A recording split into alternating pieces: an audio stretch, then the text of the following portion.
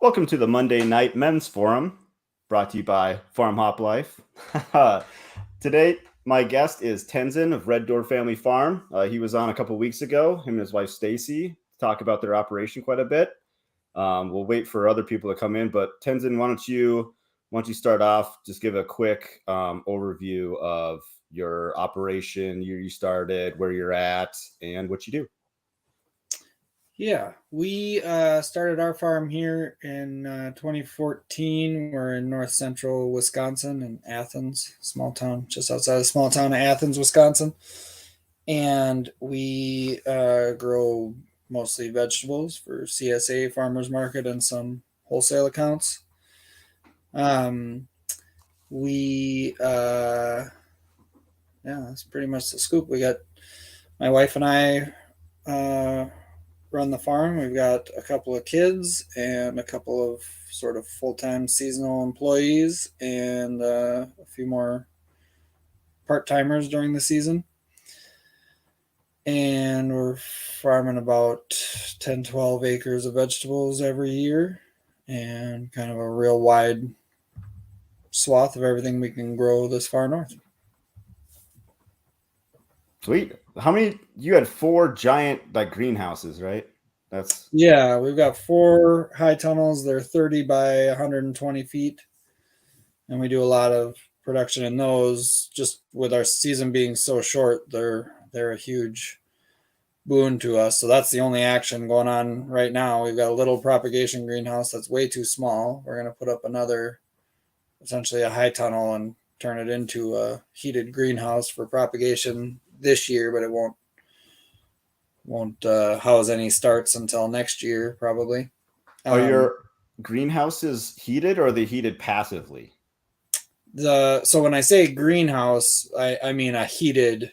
Okay. It's still a polypropylene tunnel. It's the same frame, but it's two layers of plastic and it's actively heated.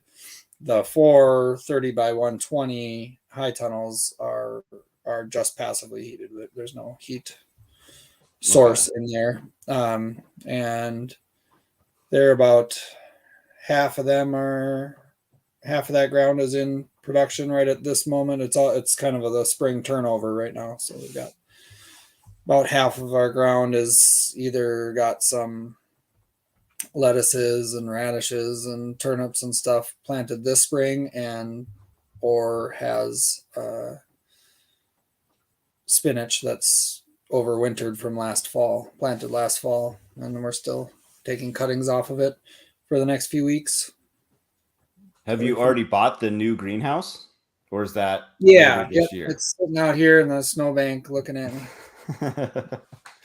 What's so let, to get into a little bit of current events, what you pay for that new greenhouse or high Yeah, tunnel? that's a good question. So we decided we wanted to get one in 20 late 2020. I suppose we had been looking into it early 2020, and it was about $9,000 for the frame and the plastic. And then we called up in I don't know, it's late 2020 or early 2021, and it was they said it had tripled. It was $28,000. Holy smokes. So we said, well, Whoa. never mind. We're not going to grow that much stuff in there to pay for that anyhow. So um, then we found a frame. Some friends of ours actually had a frame that they had sort of done a combined farm, or somebody was renting land from them and had their own vegetable operation going on the side of their farm, and they had a hoop house and it got most of the way put up, and then the project got abandoned. They Hmm. moved off that farm and never came back for it, so they sold it to us for what they had into it, or maybe a bit less. So that was back down to the regular price, so we picked that up last fall, and it's all stacked up here. But um, when the ground clears, we'll get going on that project. But that's been a big deal. I mean, when we sort of budgeted about $20,000 for the greenhouse with the frame and a concrete slab and a heater. And I thought, well, prices are going up. It might be $30,000 or something by the time we're all done here, especially if we did hydronic heat and had a boiler. But by the time we shopped it all out and kind of swinging for the fences and just doing everything we wanted, Yeah. it was about $78,000. Oh my gosh. So That is crazy, dude. we've ratcheted that back quite a bit in our planning now. So we're just going to go with a regular propane heater for the time being and a gravel pad. Okay. And yeah, it'll still work just fine. It won't be quite as nice for everything we were hoping to use that space for, but Yeah, right. it will do the job. And it's hard to justify an expense like that, on broccoli. Right. So, man, seed prices for you also have got to be like through the roof, right? Seed prices are up a bit. They were always high. We do very specialized things for the most part. And it's a really small, I think, if you're doing thousands of acres of grains, your seed price relative per acre relative to what you're selling an acre's worth of product for is a significant cost. For us, I won't say it's insignificant, but it's we could make or break finances a lot more in many other regards than true. seed taxes. We probably spend. I just figured this out. Actually, we got our taxes in. I want to say it was like somewhere in the neighborhood of $4,000 on seeds every year, but that's not a huge percentage of our overall budget there. With the price of fuel, you're probably not dinking around in the tractor too much lately. No, a little less joyriding. But keeps me from engaging in what Farmers Union just had an article that came out about recreational tillage. Recreational tillage. That was a great phrase. Yeah, that you'll have to throw that on a sweatshirt. Yep, there'll be less recreational tillage this year. That's very, very true. What oh shoot, I had another question. Where's my notes here? Okay, so do you think the price of your how much do you think that the price of your materials has gone up due to just like supply shortages or freight or inflation? Any ideas or insights into that? Well, so like that hoop house situation, that was pretty complicated. That was early. That was in 2020. That had to do with the trade war type scenario with China and the price of steel, and also with hemp becoming much more legal to produce. So everyone and their cousin was putting up a hoop house quick to get on the front end of that, I think. And so Sure. So that's what they said as much when we said, well, is it going to come down? And they said, well, as long as more states keep opening up the hemp or marijuana or whatever, we're never going to catch up to demand until that slows down. So, and so that's when we started looking around and trying to find a frame somewhere else, because we just thought, well, we're not going to wait that long. Right. And I don't know, fuel. I don't know. I guess my sort of take on things is that that inflation pressure's been there for a while, but prices have not gone up dramatically for some time, I feel like, generally speaking. And, like it's long overdue. Yeah, it's a bit overdue, I think, from like a macroeconomic standpoint. And then, I don't know. I think that there's a lot of industries capitalizing on turmoil, supply chain disruptions, general things, and they can raise prices, so they are.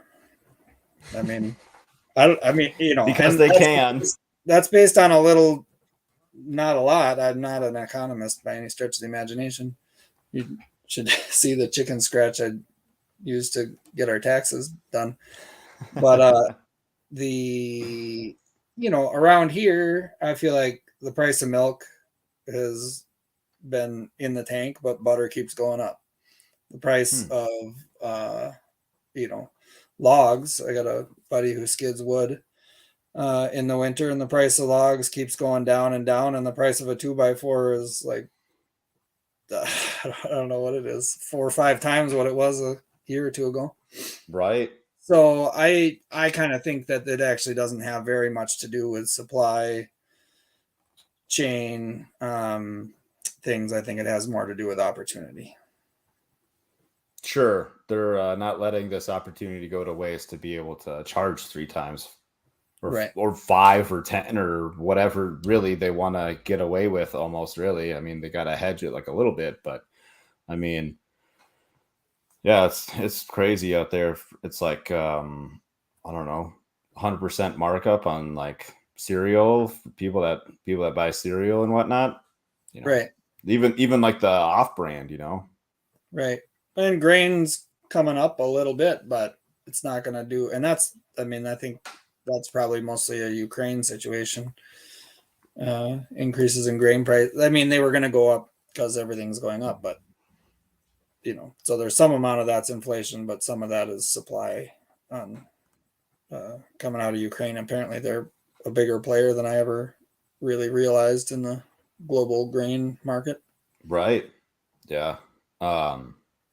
Yeah, I think before even the whole Ukraine thing, I saw like the graph for bushel of wheat or whatever was like almost like hockey stick, if or Yeah.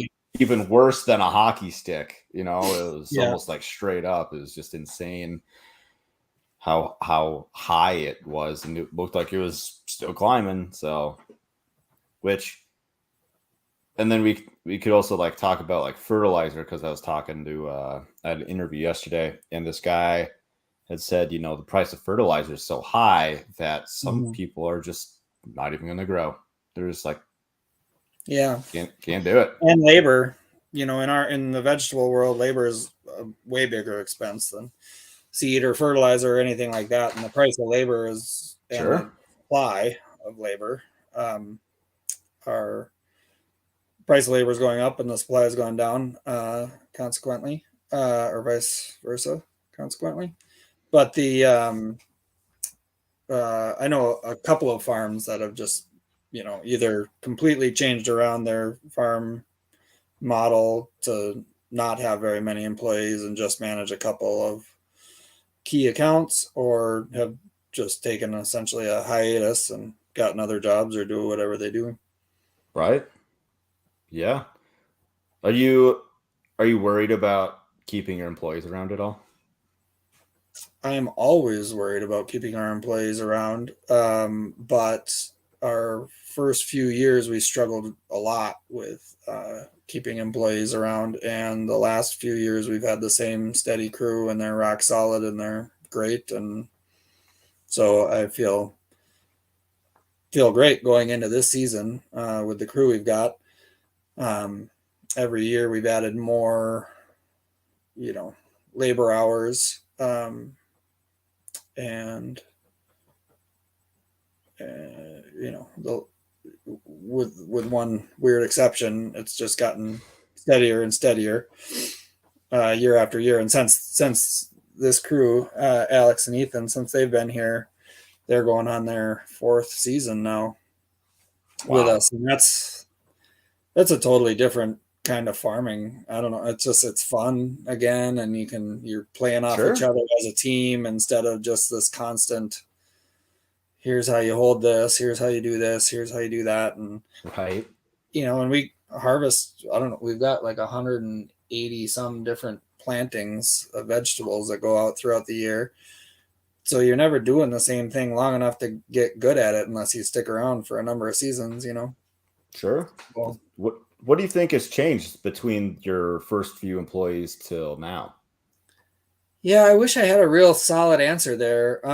We decided that was a huge problem for us and that we hadn't really had anybody finish we had one person finish a season since for the first 4 years of the farm.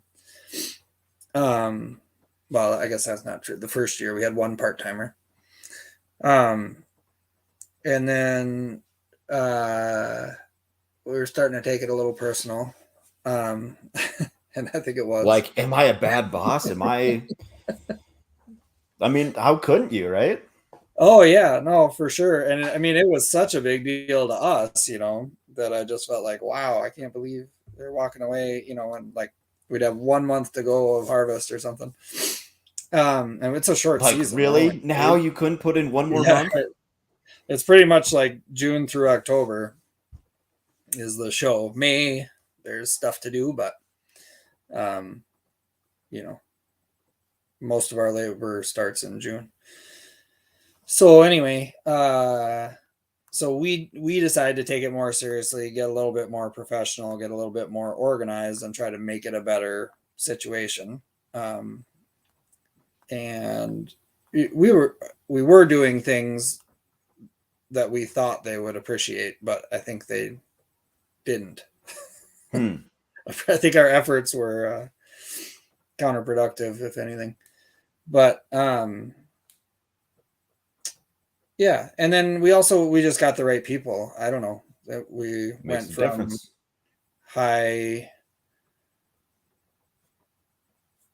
higher drama scenarios to very steady, low drama, um, solid crew. They show up, they want to work, they care about the farm, and they like being here.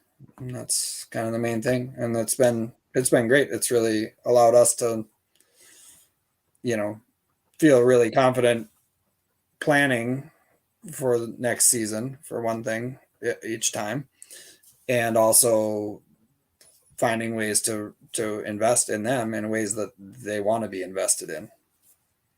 Right. I I talked to another guy on Thursday. He has a pretty decent livestock operation in Virginia, I think. And he goes, one thing that I learned from like the military is if we're gonna like work together, I need two things: attitude and initiative. If you have those, I can teach you anything. Mm-hmm. If you don't have those, this isn't gonna work. And he has quite a bit of like high employee turnover also. Like there'll be people that work for him for let's say two years, and 80% of them will never farm again. Mm-hmm. Like they after 2 years doing their program or whatever it is, people are just like, this isn't for me. Yeah. So I guess I mean, even knowing what you know now, I guess I wouldn't take it personal. It's just human nature, I guess, that people are just like, no. Well, I think it actually was a little personal there early on, and I mean that to say I think that it was directly our fault. I think Oh, okay. we we needed our employees more than we were fully acknowledging. So we had a high dependency, but a low threshold for, you know, mistakes or Sure. disinterest. And I think we sort of realized, you know, it's not their farm, it's our baby. And so I think we had, and we didn't know what we were doing. We had no idea what we were doing. So Sure. it's hard to give clear directions and not make people do work and only to have to turn around and undo what we just did because it didn't play out, you know. Yeah. So it was a lot of things. You know, when I say it was personal, I don't mean that as like a Yeah, I dig gotcha. at them. I mean it as like I think we just weren't doing our job. We didn't know how yet. Sure. So, do you think both of your employees they kind of have like their own little side project, whoop, on the farm, right? Because one of them does chickens and the other does something Yeah. else. Yep. Do you Potatoes. think? Do you think that makes a difference? That they're like I they think have their so. space. Yep. And so yes, I do think it makes a difference. We had offered that to everybody though, but I think Hmm. early on people took it as like a Do more work for free. yeah, that kind of a thing. And it came off as challenging rather than just an offer. When really it was only an offer. It was something we wanted them to do it because we wanted them to have that sense of autonomy somewhere on the farm, and we Yeah, knew we were going to be working shoulder to shoulder with them telling them what to do all day, so we wanted them to have a place to go do it their way. um it's a good idea. and and we had that on farms that we worked on previously, and found a lot of value in it, but I think the people we were working with early on weren't really interested in being farmers or figuring out how to own a farm or a farm enterprise. They were, you know, they thought this would be a cool way to spend the summer. And that's a different kettle of fish. It can be a very cool way to spend the summer, and that can be a great fit for a season or whatever. Um, but I think it's good to be clear about expectations and goals on both sides, so that so you're not tripping over yourself offering things they don't want. It's a good point.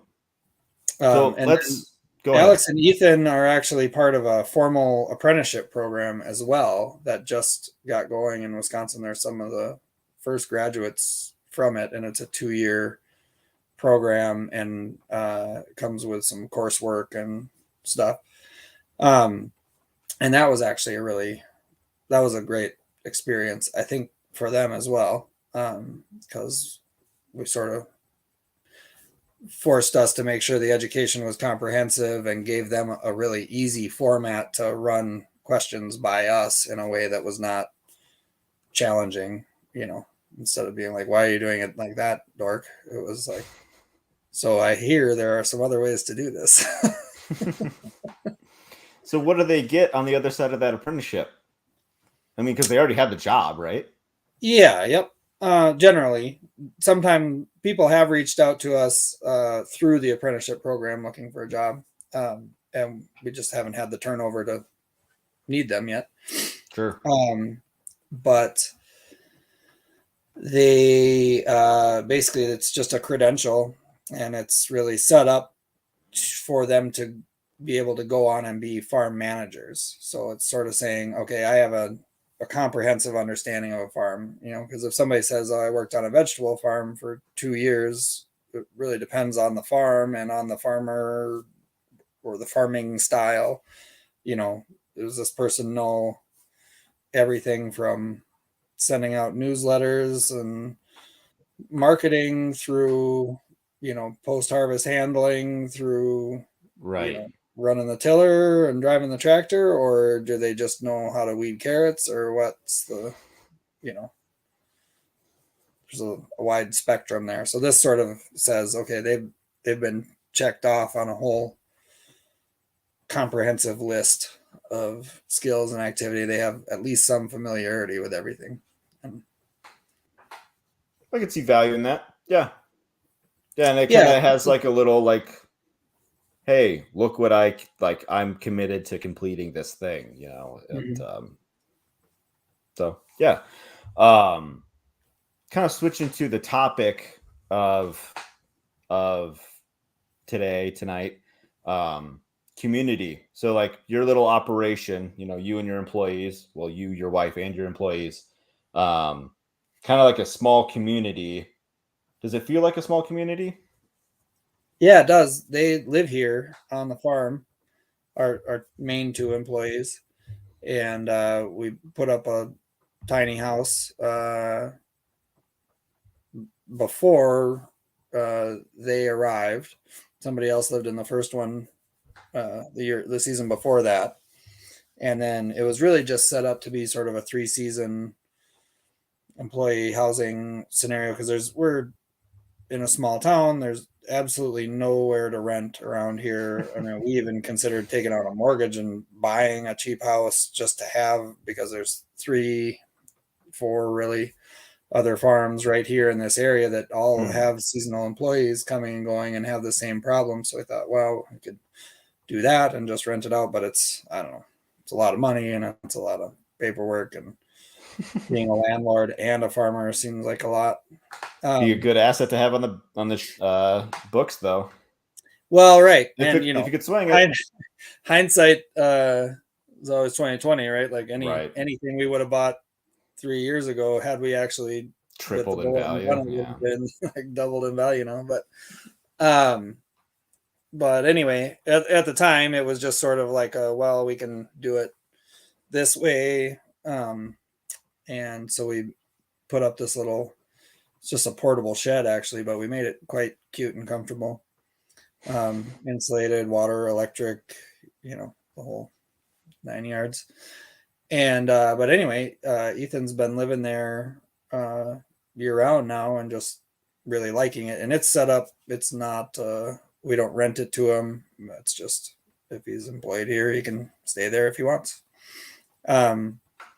And then Alex was renting a place, but it was 20 minutes away and it was really expensive and it was dumpy and had all kinds of problems all the time. And she had the chickens here on the farm. So that meant even on her days off, she was driving to the farm 20 minutes each way, morning and night at least. And so we actually worked out a really cool arrangement with her where we just sat down and had a big brainstorming session and just said, okay, well, what do you want to see happen? And what do we want to see happen? And how much are you willing to put towards it, both, financially and committing time and energy toward. And we came up with a cool deal where we basically just built the house together, and we settled on a design and everything, and ended up we had somebody lined up to do the building, but then we ended up doing most of it by the end of it, and we just split everything basically 2/3 1/3, and yeah, it worked out great, and she can just live there as long as she wants now, basically. Nice. As long as she's employed. Right. Was the caveat. Right. And not like we'd kick her out if she just had a life change or wanted to pursue her chicken operation or grow that into something that took her off the farm. We would just sit down and have another one of those meetings and say, okay, what do we want to start and end here? Because now it's the other type of personal. Yeah, right, exactly. And right, and we're invested in her and she's invested in us, and it's very much a mutually beneficial relationship. So there's very little we wouldn't do for Alex.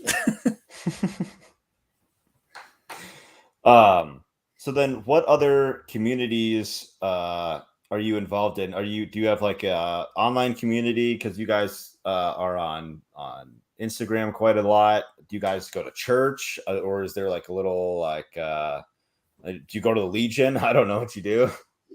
Yeah, we have a lot of things, I guess, if I really think about it for a minute. We don't go to church. We're definitely in the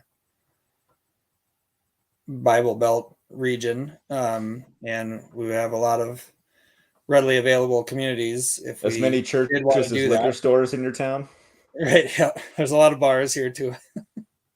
It's Wisconsin, yeah. Yeah, we try not to spend too much time in either camp. That's probably safe. But we are, so as far as sort of farmer groups, one thing is we're a part of Fair Share, which is a CSA vegetable farm organization based out of Madison, which is not really our neighborhood. And they are statewide. They're actually going kind of region wide now. So there's a whole listserv with them where we can reach out to similar farmers, and there's sort of a vetting process to get into the club and whatever. And so that's really helpful in terms of, I mean, just today we were picking up this new wholesale account and trying to figure out like how do we even set a price, because now, you know, instead of it marketing one way, we're marketing a different way, and how do we even figure that out? And we were able to, you can fire off an email and get 6 or 7 people that you know and trust to some extent replying. It's really cool. And they do all kinds of stuff as far as helping with marketing and education and things too. And then more locally, we are, there's this, it's called Farmer Hot Shots, and it was started, somebody else had done a similar thing somewhere else. And it's a bit of a tragic name, but we tried to rename it a couple of times and it never took. So neighboring farm here, Joel Keenhold, started it based on something he had heard of somewhere else. And that's really just farmer friends, and it's kind of whatever kind of farmer you are if you get on the Facebook group or whatever. And pre-pandemic, we used to get together once a month. Well, we used to try to get together once a month. We were better about it in the winter than in the summer generally. But yeah, for good reason. Yeah. Yeah. When you're working 14 hours a day, it's like I'm not even gonna shower tonight. I'm so tired. Right. So the one is sort of this listserv with very similar farmers, and the other one is more localized, but it's basically, I don't know what it is. It's like a 75-mile radius. And we would all get together at somebody's farm, tried to do it once a month, and it was a potluck, and it was a very low pressure potluck. It was actually comically bipolar, you know, because you'd have all these people that are really dedicated and interested in food. So one person would bring like, you know, home cured salami that they made from a pig they raised and did the whole thing and had been working on it for 3 years. Yeah, right. And the next person's like, oh my God, I left the house and forgot that it was a potluck and stopped for a bag of chips. And so, and you know, but that moved around. It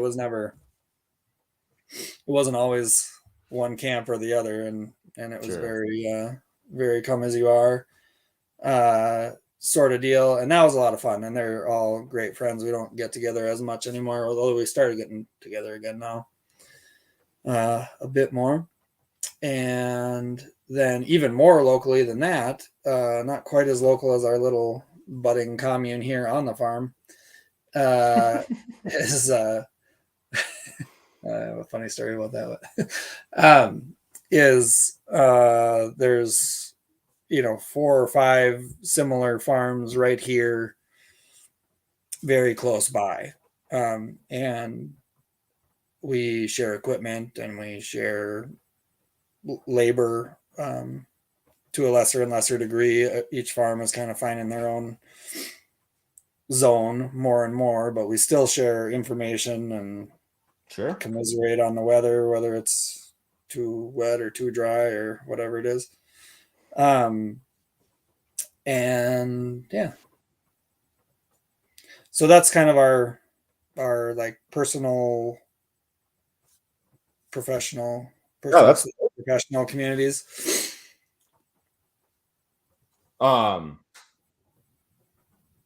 Explain to me the trading labor thing. So like, do some of your employees spend time on other farms and some other employees spend time on your farm if able to? We have done that. So, okay. Like I say, it's been getting less and less. Where it really comes into play is putting up these hoop houses. You need 8 people for a day, kind of to get that done right. And it's helpful if there are people that sort of understand the process. And so one of these neighbors here calls it a modern day barn raising, where pretty much anytime somebody's putting up a hoop house, you can put out the word and Sure. everyone will do what they can. Everyone's an expert now. Right. And there's nobody to hire that knows more about it. So That's true. we had Nobody other than actually farmers. we had 3 hoop houses that all blew down one July in a crazy storm. And we put out the call there to this Ethan's home. He's been out he's been on a little vacation. We put out this call to that that Farmer Hotshots group I was talking about that we get together for the potlucks, and set a date to do a cleanup. And we had one Sunday morning, and there was about 14 of us here. A restaurant brewery that we sell food to donated a keg of beer, and people brought skid loaders and tools and know-how, and we had 3 hoop houses completely that were all mangled, and one of them blew clear past the house and landed in a pond, and it was a total mess. And we were done at 11:30. What? went for an early lunch. It was unreal. It was just an astonishing. I'll buy everybody steaks because that was 100% worth it. Yeah, it was incredible. Wow! I could not even believe. I could not even believe how much got done so fast. It was really, there was like about 5 minutes of how are we going to divide this up, and everyone just went to work, and just boom, everything happened. That's really cool. And Power community right there. Yeah, and it happened to be our daughter's first birthday, and we were such a clustered up mess we didn't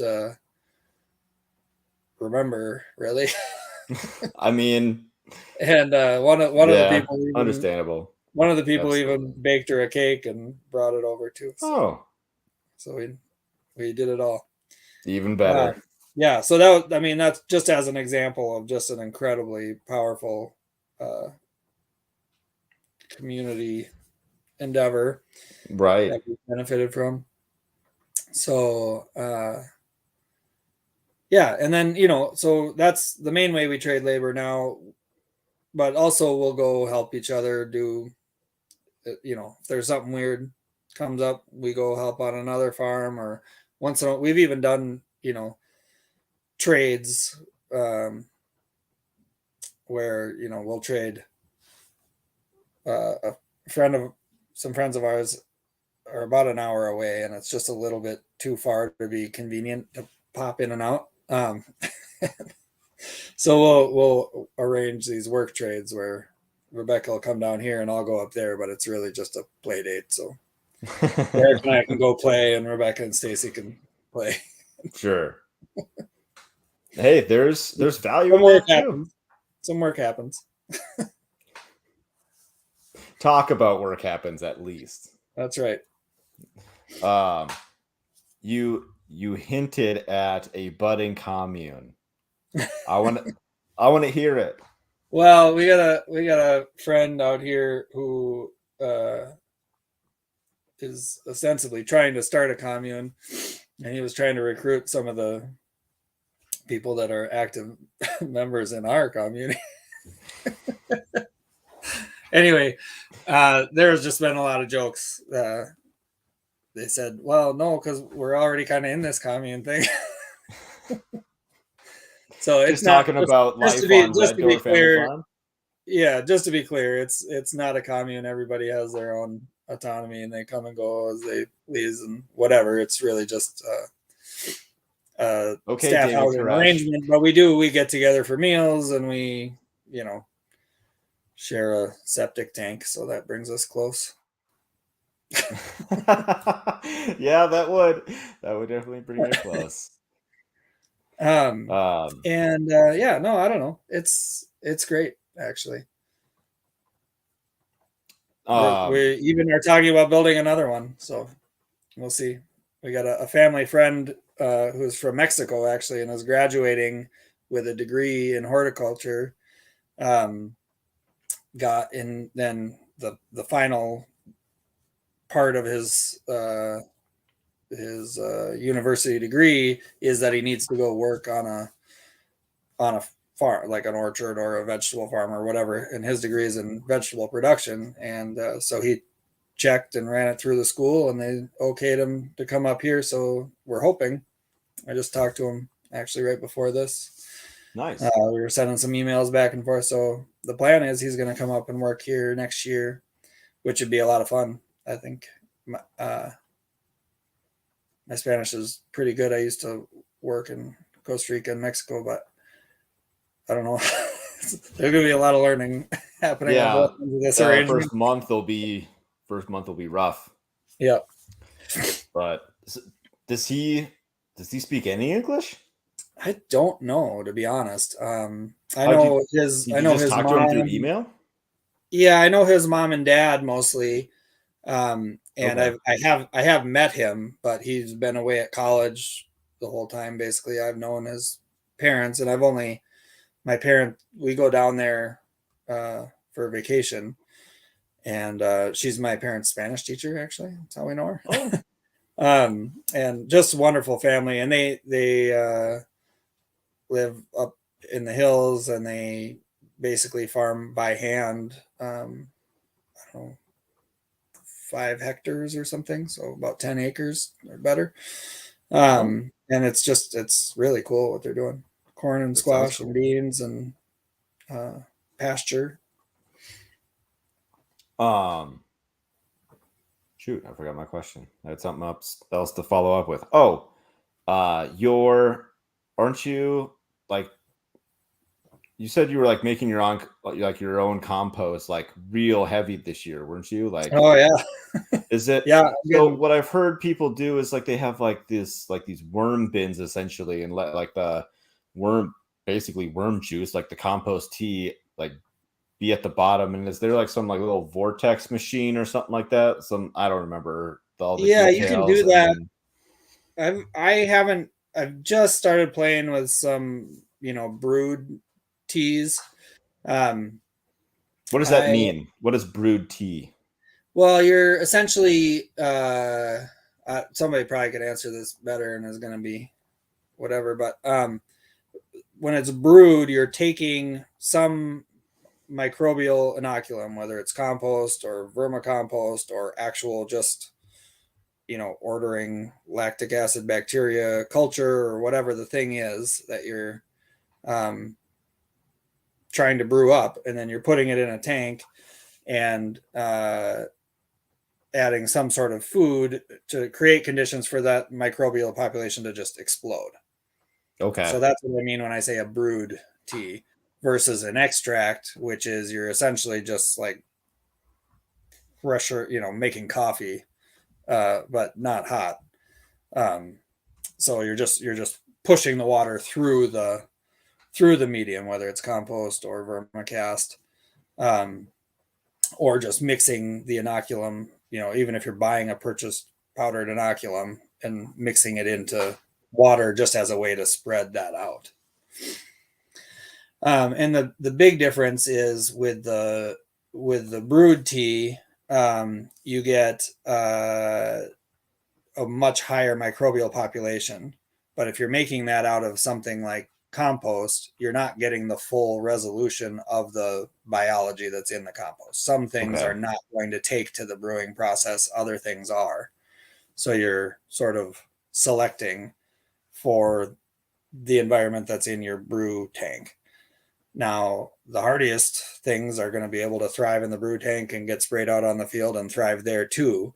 But for us, an outdoor compost pile, and they're mostly static piles. I do some active turning early on in the process, but then it sits in a relatively static windrow. So that is a much more similar environment to the field that they're going out in. So really what I'm doing is I'm just mixing them in water as a way to cover more ground faster.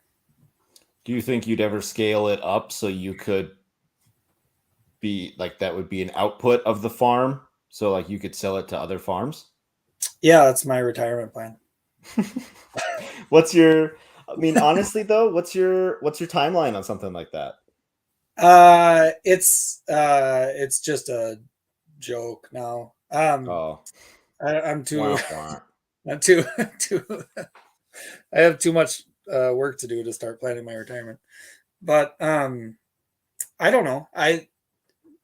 In all seriousness, um, it could be my goal for this year is to get a system that is produces a reliable product that I can effectively use and implement and just have that system working at a farm scale.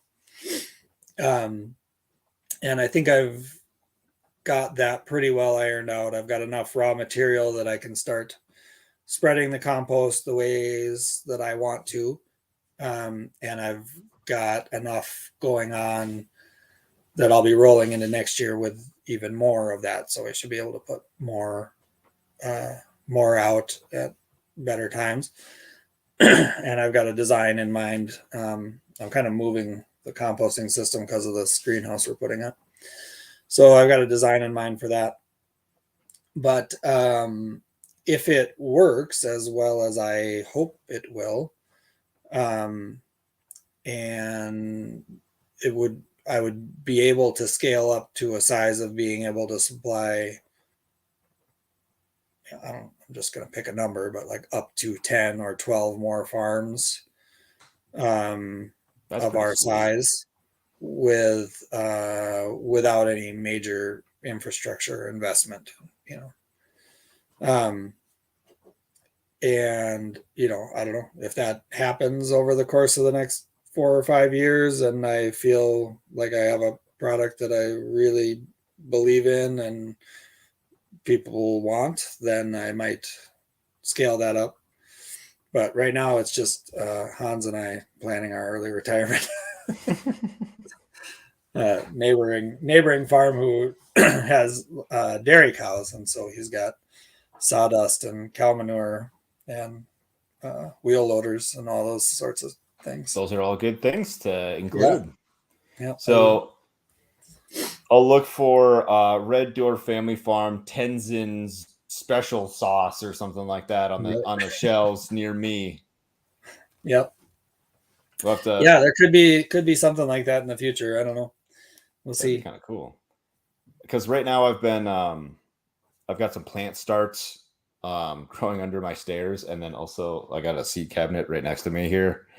Um, that I use Garrett juice. Yeah, that's what it's called, Garrett juice. It's basically just Hmm. like compost tea, and then Hmm. you have to dilute it. It's like an ounce or two per gallon um, to just bring life to store bought Right. potting soil, I guess, essentially, because um, I've got like the compost that I'm making currently. It needs another month under the tarps. I 2 months ago I shoveled out all the like wood chips and stuff out of the chicken coop, and then I soaked it real heavy, and then threw a tarp over it. Hmm. And I actually did a video a week later because I'm like, all right, I got to check the temperature and see if like it's hot. And so I actually borrowed a thermal imaging gun from work. And so like I pulled back the top layer, and it was like bright, like yellow, like it was visibly hotter in there, and like you could see steam coming off of it and everything. It was pretty cool, but it won't be ready for another month. That's why I'm stuck buying junk from the store and have to Yeah. use amendments to make it better. Yeah. Yeah. Well, just to kind of come back around to pricing and stuff. I mean, Yeah. we sort of started, we would just buy a truck full of composted pelletized poultry manure. Um, and that works well and is quite affordable. But it's a real pain in the butt because it's a big schmeary mess unless you just take it off of the truck and get it onto the field. So one day in May, whenever they kind of decided to show up, we would scramble around and we would drive all over the farm and we'd throw chicken poop on everything. And it was composted already, and so there wasn't, Right. we didn't have to deal with 90 days or anything, but it's still, it's chicken barn, whatever. It's not, you wouldn't want it on your salad. Um, so we would have whole areas of the farm that are planted that we didn't want to throw it on top of. And then we would have, and it was invariably too wet to be driving that much weight around the fields. And so we'd make compaction and mud stuff up. And it was just kind of a mess. And then we started getting a little bit more serious and working with an agronomist and coming up with sort of a base recipe that was, still based on CPM, composted poultry manure, but also sort of targeted more specifically for our crops and our soil mostly. So we were essentially working at remineralizing the soil incrementally as we were feeding each year's crop. Okay. And that seemed to work significantly better. And so then we kind of got more into that. And then in the last year or two, I've really done a deep dive because we're spending, I don't know, $800 a ton or something for this stuff. And if I was putting out as much as I wanted, it would be a ton per acre, which isn't crazy really in the world of organic amendments. They're just Sure. they're lower octane than anhydrous ammonia or something like that. Right. So, but even so, that's a lot of money to be putting out there. Right. And so while I'm dedicated to doing that here for a while, and we purchased compost the last couple of years too, and almost at the same amount we're spending on fertilizer, it's a lot of money. It all adds up, and I do think that it will pay out dividends into the future. So while it's justifiable, it's I feel like we're never going to get very far ahead doing that. So this was really just an effort to focus on getting the missing elements and minerals in a more targeted way, and then bringing the biology back and just really focusing on fostering that biological component to make good use of what is there, and also to keep the ground a little bit more stress tolerant as far as weather extremes, which Right. seem like the only weather we get. That's true. Can you see this comment that I posted at the bottom of the screen here? Does the compost have a strong smell to it? No. When it's done, it does not. Unless, I mean, the fertilizer that we buy does have a strong smell to it. But the compost that we are producing does not have a strong smell to it. The part that smells when it does is the pile of whatever happens to be on hand that's waiting to go into the composting process. So, what most people would probably just call that a compost pile, but I sort of call it a pre pile for the compost. Pre-pile. And so if we end up with a situation where a fox gets into the hen house or something, and you got a few chickens, and I am not picky about what goes in the compost pile. Some people may disagree with that strategy, but unless it's anything to do with mink, then you do. Yes. Right. No, well, we had a lot of chickens in the compost pile one year as a result of a mink. I was thinking like the mink scraps road. Yeah. No, yeah. That's a real thing up here. We got a lot of mink farms. Go ahead. So at any rate, once the process actually gets started, it has not unpleasant but strong smell for the first probably 3 to 5 days when we're really heating it up and turning it basically daily. And then after that, it gets laid out into a windrow, and it really mellows out fast, cools off, and becomes mesophilic, or just sort of warm. instead of hot, and then we put the worms in there, and then it sits there that whole time. I kind of put a bed of wood chips down, and then I put the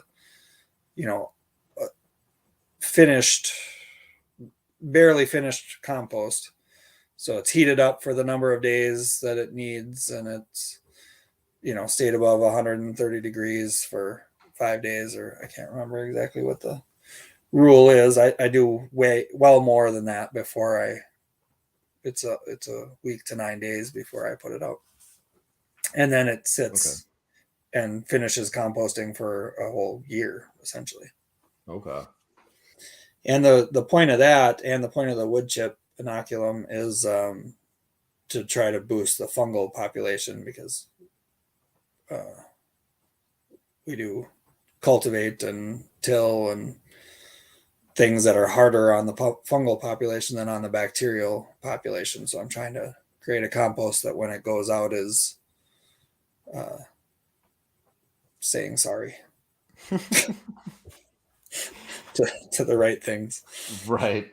When I make compost, like, it smells, I mean, it's a bunch of chicken poop and wood chips pretty much, and it doesn't really have that much of a smell. Like, as soon as you get it wet, like, it smells earthy.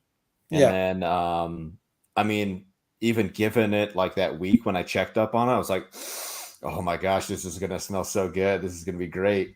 But as far as using like that Garrett juice plus is like that worm castings, compost teas, whatever, like it does have a weird smell to it. I don't even know how to describe it. It smells weird. It's strong, which is why you gotta dilute it. Yeah, and that's a brewed up. It's got to be anaerobic if it's, well, I guess it doesn't have to be. There's some way to kind of put those aerobic ones dormant. I don't know all that much about it, to be honest, but yeah, I made one batch of brewed up tea, and it stunk and it was a big sticky mess, and I just thanks for the comment, Artifact. We got one more comment here, and then to probably wrap up. Flying Monkey on YouTube. How big are both y'all's farms? I have 2-acre homestead that I have just like a little bit of vegetables and 17 laying hens. Not going to do any meat birds this year. But Tenzin, why don't you tell them how big your farm is? The farm itself is 36 acres, and we've got about 15 under cultivation, and about 10 to 12 of that is in vegetables.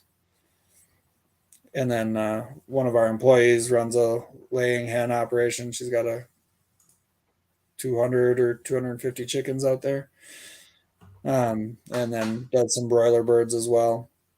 And we've raised pigs in the past. I plan to bring them back in, but I've kind of swapped pigs out for worms here the last year or two. You can just start eating worms. The pigs are more delicious, but the worms true. are easy. The worms are easier to manage.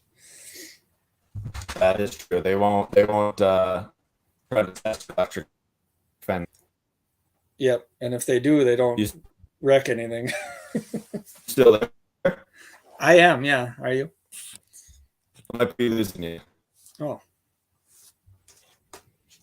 Well, I remembered to plug the phone in this time, so it shouldn't be that trick again. Well, we'll start the process. You can find FarmHopLife everywhere. I'm trying to be on every social media platform in the world. You can go to FarmHopLife.com, email me, Matt@FarmHopLife.com. And if you think I'm a sexist pig because this is a men's forum and I'm not inviting women here, let me know, because I'm trying to encourage Katie to start a women's forum. So all the women that have been on the show, they're welcome to have their own thing. I'd encourage that. So, Tenzin, would you like to let people know where they can find you and what you're doing? Yeah, you can find us on Instagram and Facebook. We also have a website, reddoorfamilyfarm.com. And I don't know. That's sort of the easiest place to see what we're up to. Or if you're up this way, pop on in.